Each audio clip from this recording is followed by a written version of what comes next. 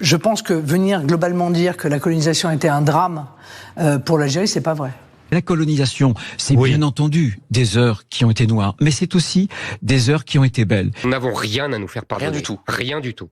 Économiquement, en termes d'infrastructures, etc., la France a apporté à l'Algérie un capital. C'est la France qui a construit des routes. C'est la France qui a construit des villes. Les routes, les ports, les aéroports, les dispensaires, les hôpitaux, tout a été construit par la France. On me parle de progrès, de réalisation, de maladies guéries, de niveau de vie élevé au-dessus d'eux-mêmes.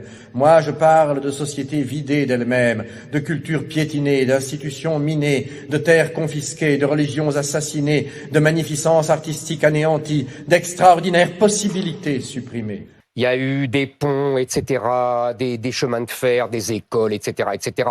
16 000 écoles primaires, 350 écoles secondaires. 220 hôpitaux. 50 000 km de routes bitumées. 50 000 km de routes bitumées. 215 000 km de pistes.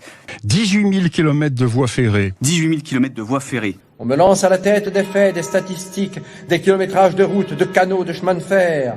Je parle de millions d'hommes arrachés à leur Dieu, à leur terre, à leurs habitudes, à leur vie, à la danse, à la sagesse. L'Algérie a été cultivée, développée par la France. 63 ports. 63 ports, 196 aérodromes. 196 aérodromes. 2000 dispensaires équipés, 600 maternités, 220 hôpitaux. Des centaines de barrages, des ponts, des centrales électriques, des milliers d'écoles, de dispensaires. On m'en donne plein la vue de tonnage de coton ou de cacao exporté, d'hectares d'oliviers ou de vignes plantées. Moi, je parle d'économie naturelle, d'économie harmonieuse et viable, d'économie à la mesure de l'homme indigène, organisée, de culture vivrière détruite, de sous-alimentation installée, de développement agricole orienté selon le seul bénéfice des métropoles, de rafles de produits, de rafles de matières premières.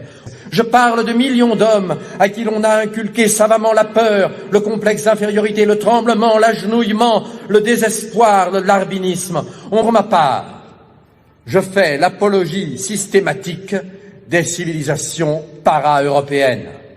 Chaque jour qui passe, chaque déni de justice, chaque matraquage policier, chaque réclamation ouvrière noyée dans le sang, chaque scandale étouffé, chaque expédition punitive, chaque quart de CRS, chaque policier, chaque milicien nous fait sentir le prix de nos vieilles sociétés. C'étaient des sociétés communautaires, jamais de tous pour quelques-uns. C'étaient des sociétés pas seulement anti-capitalistes, comme on l'a dit, mais aussi anticapitalistes. C'était des sociétés démocratiques toujours, c'était des sociétés coopératives, des sociétés fraternelles.